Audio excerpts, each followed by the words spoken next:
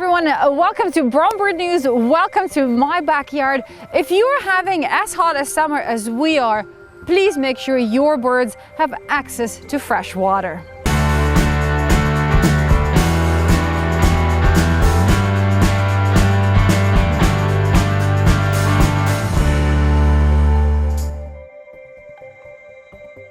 It's just about that time of year when many songbirds fledge their young.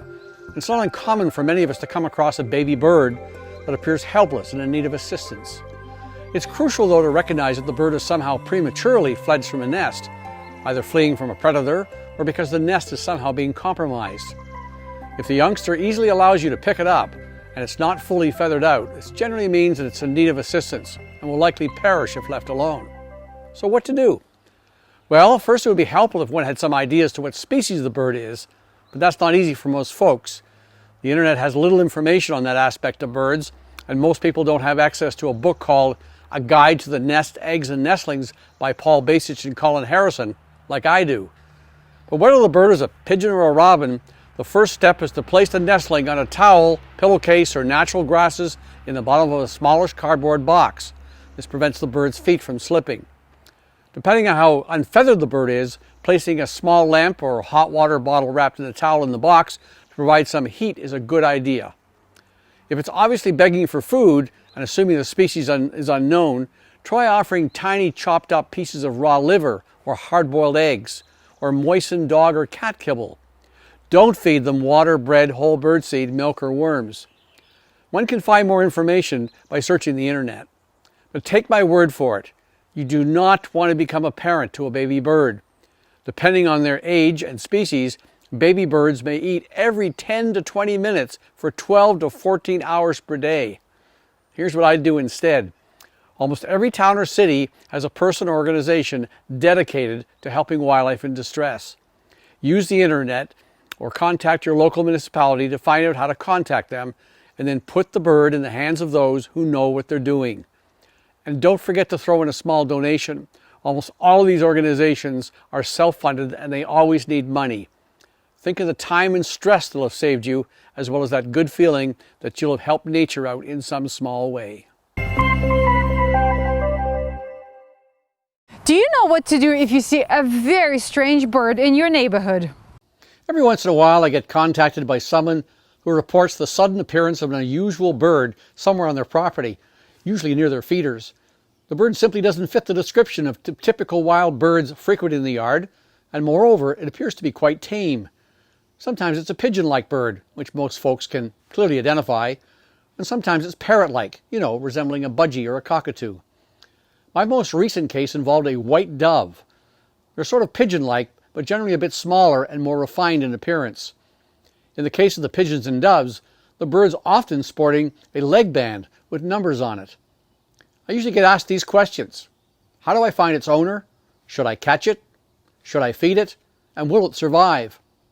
Here's what I would do. If it's a parrot-like bird, chances are that it's an escapee and likely from someone right in your neighborhood. So I would contact my municipal authorities, for example my town hall and police department, and the local media outlets to see if anyone has reported a lost bird. Depending on how large your city is, you might even find the contact information for a cage bird organization. It's highly unlikely that you'll be able to catch it unless the bird is exceptionally tame. If it's a pigeon or a dove with a band on its leg, it likely belongs to someone who breeds them and possibly races them, and not necessarily in your area. Your best bet in that case is to go online and try to find the contact information of the nearest pigeon fanciers club to see if someone is missing a bird. Putting out food for the bird is a double-edged sword. While your kindness might directly help the bird, it might also make it easy for a hawk or a four-legged predator, something that they're not familiar with, to make a meal of it. And to be honest, totally naive escaped or lost birds stand out like a sore thumb in the environment, and that's exactly what predators key in on. We often hear about videos, internet memes going viral, becoming so popular that people just reuse them over and over again. But we never really think of birds being susceptible to this kind of behavior. Well, guess what? Somewhere and someone, the white-throated sparrow population on the west coast of Canada decided to change the ending of their song, going from a triple note ending to a double note ending. And from the point when the birds adopted this new version in 2000, the new song has made it across the country, and now the triple note song doesn't exist anymore, only in recordings. Researchers are not sure why the birds decided to make this change, but there's a wonderful expression in French, cherche la femme. So basically, when there's trouble, look for a woman. So researchers think because female sparrows are more attracted to males that can adapt, this change took place. All of this was discovered and documented through citizen science initiatives like Project Feeder Watch. So if you ever wonder if data that you submit gets used, it sure does. You know, I'm always the first person to encourage you to put up a bird feeder and tell you about all the benefits of bird feeding, but this story takes it to the next level. At the end of March, India was put under a very strict lockdown with severe penalties for people who were trying to break the rules. This, of course, meant closing all the schools, universities, and colleges. But shortly after the lockdown, on the CHM college campus, officials started noticing a number of dead birds. Sarita Hanchandani, a local zoologist, was called in, and she discovered that these birds basically starved to death. With the cafeteria closed and all the garbage is empty, the birds had nothing left to eat. With permission from authorities, she started collecting wire, plastic bottles, plastic plates, and she made over 500 bird feeders. She filled them with rice and millet, not my first choice of a grain, but we have to work with what we have, and she put up the feeders around the campus. Since she started, the number of dead birds has dropped drastically, and the local population got involved as well, making their own feeders and putting them up where the birds frequent. So keep your feeders filled.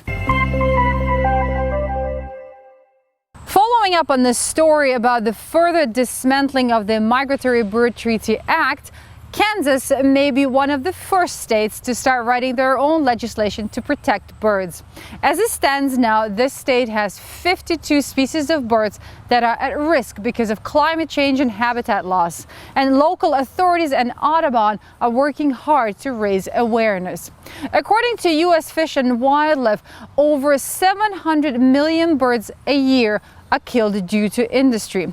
And with the new regulations, or actually deregulations, taking effect, the numbers will most likely climb. So let's hope that Kansas and many other states will write their own regulations until something can be done to protect birds federally.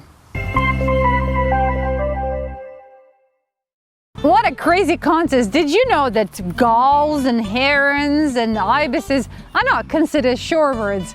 Well, if you want to, I'll send you a list of all the shorebirds around the world. It's very fascinating. Anyway, let's check out the top 5 on this photo contest.